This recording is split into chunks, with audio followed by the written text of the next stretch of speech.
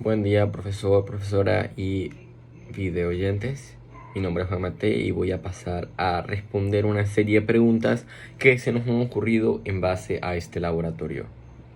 Nuestra primera pregunta es: ¿por qué las sustancias reductoras son las que se oxidan y las oxidantes las que se reducen? También sigue preguntándonos si es posible que una reacción redox pueda realizarse en ausencia de las semireacciones mencionadas en la introducción de oxidación y de reducción, y que lo expliquemos un poco. Y bueno, tenemos que entender que las sustancias reductoras son las que producen la reducción y por tanto ellas son las que ceden los electrones, lo cual incrementa el estado de oxidación y por tanto se dice que se oxidan. Por otro lado, los agentes oxidantes, que son los que causan la oxidación, toman los electrones y al ganar los electrones reducen el estado de oxidación y por eso se reduce.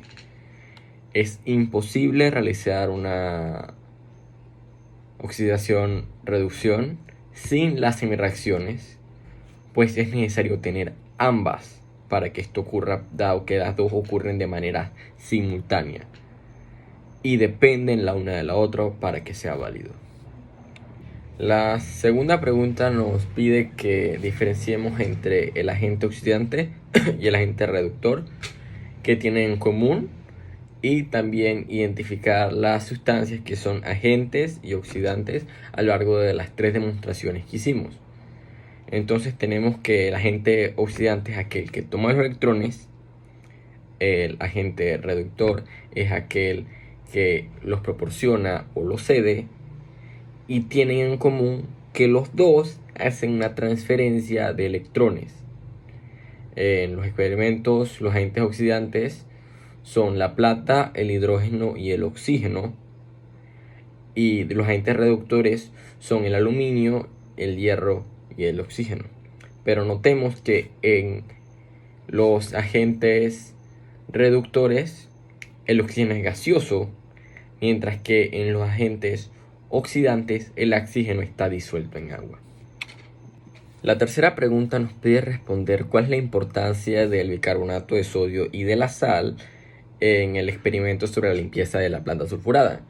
Y tenemos que entender que el bicarbonato de sodio y la sal actúan como electrolitos, lo cual permite que se disuelvan mejor los iones y permite que se dé de una manera más simple, más fácil y más rápida este intercambio de electrones. La cuarta pregunta nos pide explicar cuál es el uso de las reacciones redox en la industria. Un ejemplo muy claro lo tenemos en la metalurgia. ¿Y qué sucede con los metales? Es que en la naturaleza no se encuentran en su estado más puro, se encuentran generalmente oxidados o mezclados con algún otro tipo de metal o no metal. Y las reacciones redox permiten que estos metales oxidados pasen a su estado puro y puedan ser usados de la manera correcta. Y también estas reacciones son usadas para la producción de energía eléctrica en la fabricación de las baterías.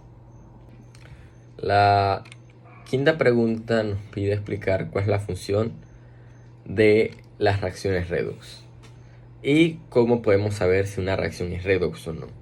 Y el uso principal o la característica principal de una reacción redox es el hecho de que hay una transferencia de electrones entre los reactivos, como podemos ver por ejemplo en el experimento de la plata sulfurada. Y esto nos permite también lograr hacer un balance correcto de la ecuación. Entonces, para que una reacción sea una reacción redox, es necesario que haya un elemento que libere electrones y otro elemento que los absorba. La sexta pregunta nos pide responder sobre la importancia de las reacciones redox en nuestra vida cotidiana.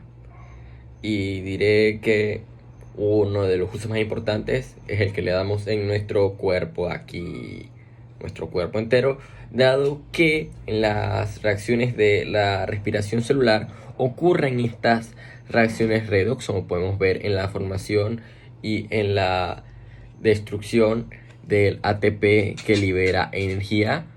Igualmente con la limpieza, la degradación o la combustión cuando cocinamos o limpiamos. Son ejemplos muy claros de cómo vemos reacciones redox en nuestra vida cotidiana. La séptima pregunta nos dice si puede o no ser un elemento tanto reductor como oxidante. Y la respuesta es un sí, como podemos ver en la tercera demostración. ¿Por qué? Porque el oxígeno actúa tanto como reductor como oxidante, dado que lo hacía en cantidades iguales y de manera simultánea. Si esto no hubiera ocurrido de esta manera, hubiera sido imposible. La octava y última pregunta nos pide responder cuáles fueron las reacciones redox que vimos en el experimento y cuáles existen.